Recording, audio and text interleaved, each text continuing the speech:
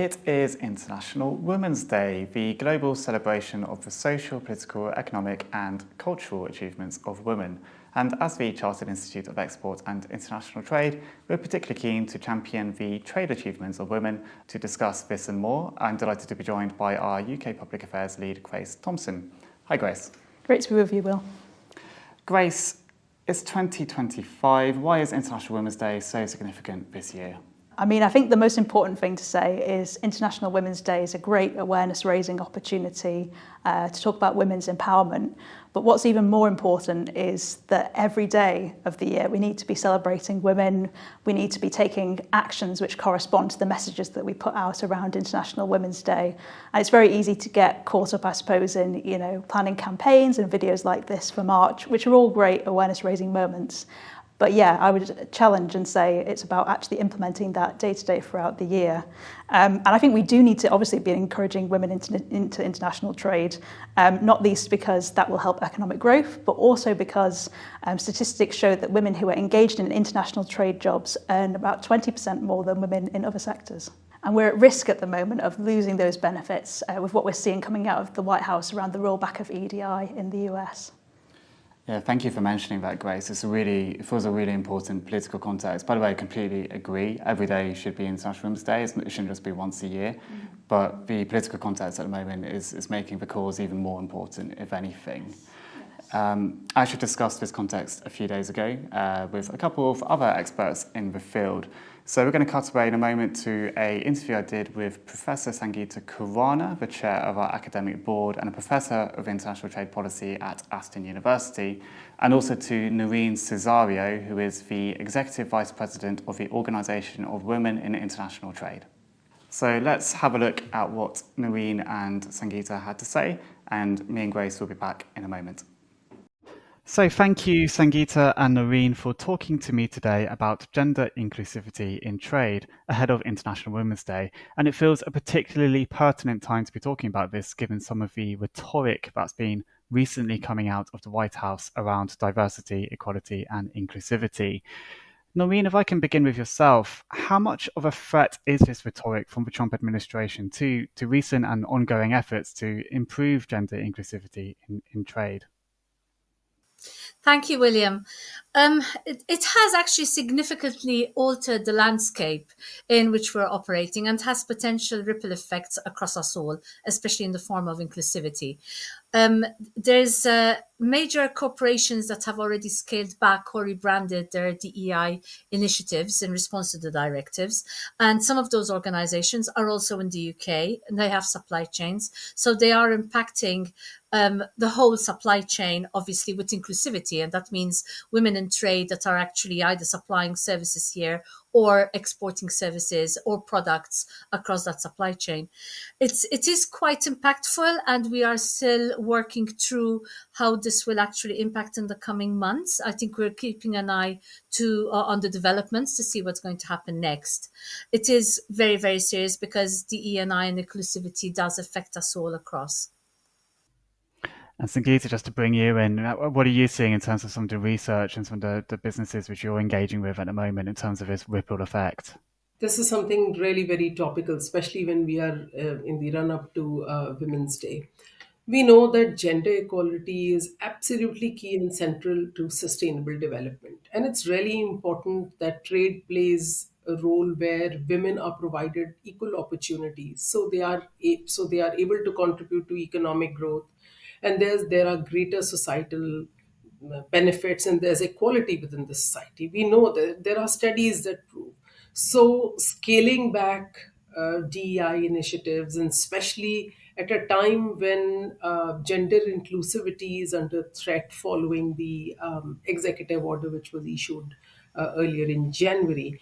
In my opinion, I think mandating that federal hiring and contracting would solely be on individual merit. I do see where this is going, but to ensure that women are included in the workplace, and especially women that have been disadvantaged as a result of carrying responsibilities or any responsibilities they may have had, or they may have not been able to join the workforce. It is women like that will be hugely disadvantaged We know that there has been a lot of knee-jerk kind of a reaction from businesses in America, and businesses like the Bank of America, JP Morgan Chase, Pepsi, Coca-Cola, they have all gone back and said, well, we are scaling back the DEI efforts. They are replacing their aspirational targets for gender inclusion. Now, let me come in here and say it's not only just two sexes, but it is LGBT plus. We need to start thinking about the impact of these initiatives it will have on the society. So I would conclude by saying that reducing or impacting diversity, equity, and inclusion initiatives, this may actually hinder progress towards inclusivity. And we cannot live in this 21st century without ensuring that there is inclusive trade.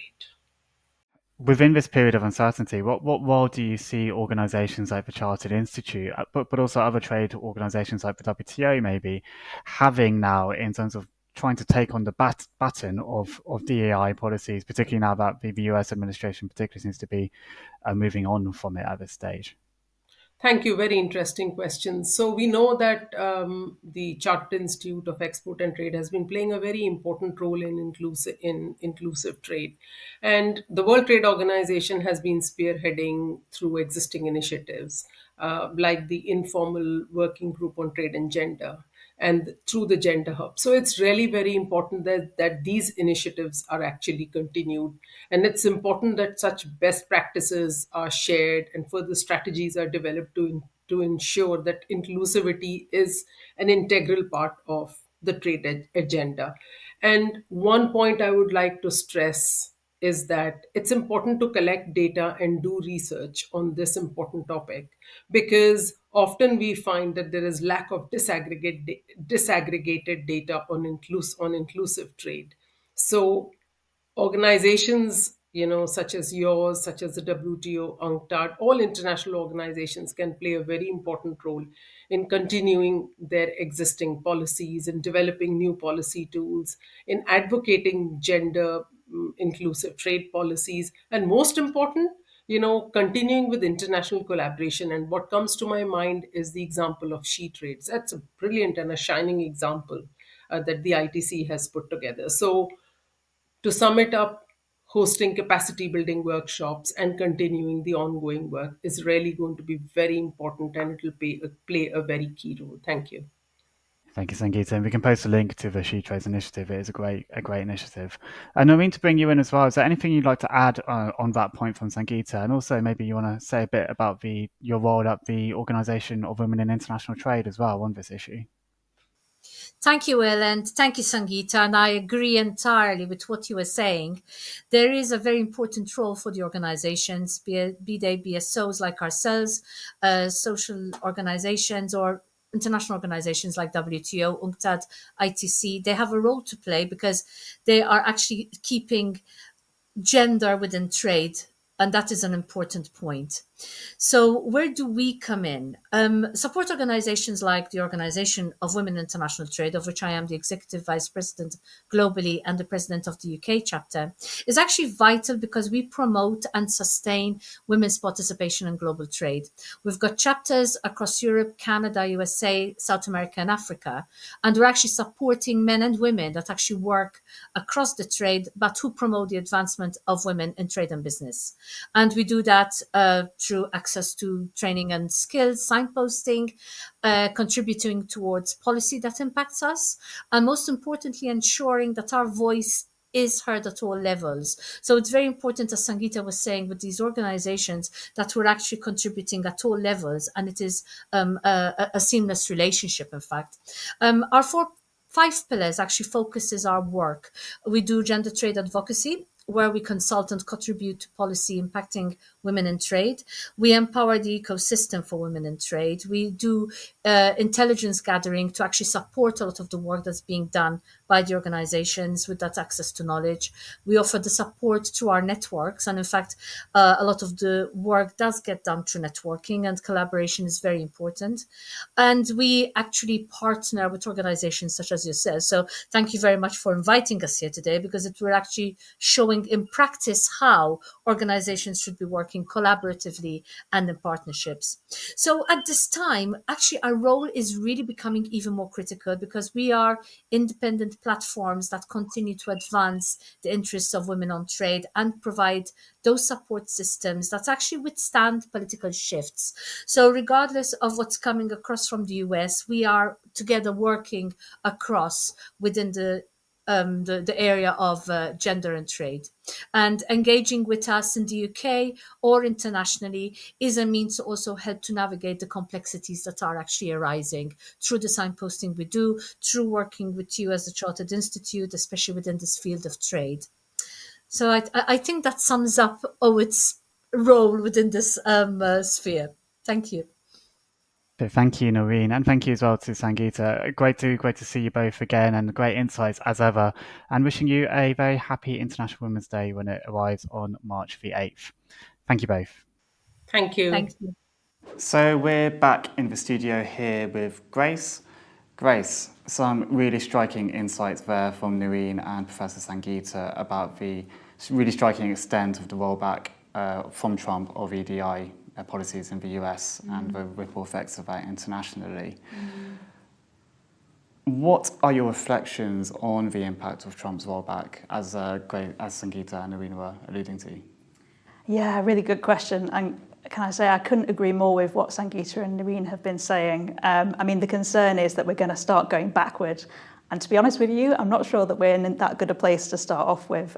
So, let's think about some stats about women in trade internationally. The World Trade Organization estimated in 2023 that women led only 15% of businesses engaged in international trade overall. The same year, the International Monetary Fund also estimated that women only made up 33% of those in developing economies engaged in international trade. And a few days ago, the House of Commons, looking from a UK lens, released a brilliant paper about women in the UK economy. And that also had a similar stat to the IMF, that only 15% of UK SMEs were led by women. And that's not even paring it down to the amount of those women who are exporters. So that's even smaller. And it's interesting as well, I've been part of some research with the E-Commerce Trade Commission, which the Chartered Institute chairs, and the Social Market Foundation. And we did some research last year which showed that 86% of female business leaders that we surveyed experienced at least one additional challenge which impacted their ability to trade internationally. So these were things such as access to finance, fear of failure, balancing family obligations. And all of these are barriers to women. So when we think about these EDI rollbacks now, that's setting us back when we're already in a place where we're struggling to support women. And Noreen mentioned the importance of organisations like the OIT, but also the Chartered Institute of Export and International Trade. And of course, there's government and multilateral bodies like WTO, who you mentioned.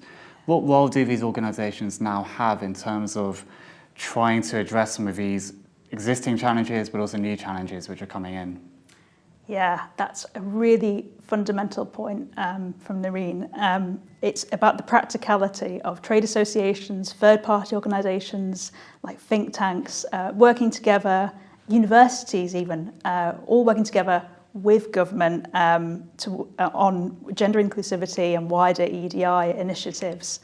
And we absolutely have to work together, because it's not only about having a social conscience together, but as I was alluding to earlier, it's about enacting that social conscience. So the fact is, there's a lot of great initiatives out there already. For example, the Department for Business and Trade in government, they run an amazing programme called the Women's International Network. I would really encourage any businesses watching this to go and check that out. And then you've got work ongoing in terms of the free trade agreements as well, and the different chapters, for example, in the UK, New Zealand, UK-Australia deals, as well as the UK-Japan CEPA. And there are provisions in there that women businesses can go and look at as well. And then, of course, you've got all the good work going on within trade associations and third-party organisations. For example, I know Noreen is very involved through OIT with the Women in Enterprise All-Party Parliamentary Group. UKEF as well is an arm's-length government body, and that has a particular drive to support women in terms of access to finance, which is a key barrier that we were discussing earlier. And then there's the Invest in Women Task Force, which feeds directly into the government and which has surpassed its funding goal of 250 million ahead of time, which is amazing. So all of this is great, but there's a lot more which can be done. And I know that I have fellow advocacy co-partners in different organisations who are doing great work as well. So I think my call to action is really for us all to get together. You know, there's a lot of siloed work sometimes, but if we get together, we'll be stronger in terms of pushing this advocacy forward. It definitely feels like something, as you say, organisations need to get together and work together on for action to really feel real. In terms of Chartered Institute, there you lead a lot of our activities in this space, but also there's a lot going on from the Institute. So could you say a little bit more about what we're up to? Yes, of course, and obviously I love talking about what we're getting up to at the Chartered Institute. So in the past, we've done a lot of work supporting women entrepreneurs, for example, to attend public events such as the World Trade Organization's Public Forum, and those entrepreneurs have really benefited from that kind of public exposure, both from a branding perspective and actually from landing orders even through those kind of events. This year we're keeping up that international focus, and Sangeeta and I and others at the Chartered Institute are working on a paper actually that we're presenting at the World Trade Congress on Gender, and that's looking at women entrepreneurs in a digital age and how emerging technologies and AI can support women from all over the world. So if there's any women watching this who would like to be involved in some interviews for that paper, please do contact us at publicaffairs@export.org.uk. It would be great to speak to those people. We're also working with parliamentarians, UKEF and others to create a Women in Exports roundtable later in the spring probably, and that's going to look at some of the practical recommendations which came out of the E-Commerce Trade Commission's Social Market Foundation report. Because we don't just want to be a sounding board about these things, we actually want to put our recommendations into action.